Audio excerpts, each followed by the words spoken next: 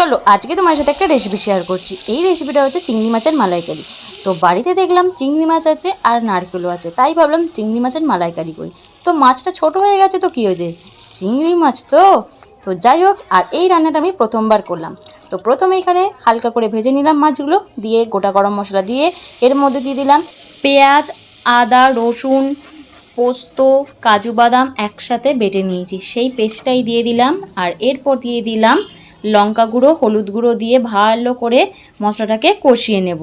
আর এরই মধ্যে দিয়ে দিলাম জিরে গুঁড়ো, দিয়ে ভালো করে কষিয়ে নিয়ে এর মধ্যে দিয়ে দিয়েছি টক দই, পরিমাণ মতো টক দই দিয়ে আবার ভালো করে কষিয়ে নেব। আর এরপর দিয়ে দিলাম নারকেলের দুধ। তো নারকেলের দুধটা দিয়ে ভালো করে নেড়ে নিলাম, নেড়ে নিয়ে এখানে কোনো জল দিইনি, শুধু নারকেলের দুধটাই দিয়েছি। আর তারপর দিয়ে দিলাম মাছগুলো দিয়ে ভালো করে নাড়ানাড়ি করে নিলাম, নিয়ে একটু মাখো মাখো হয়ে গেছে। আর এই দেখো হয়ে গেছে আমাদের চিংড়ি মাছের মালাইকারি। ভালো লাগলো।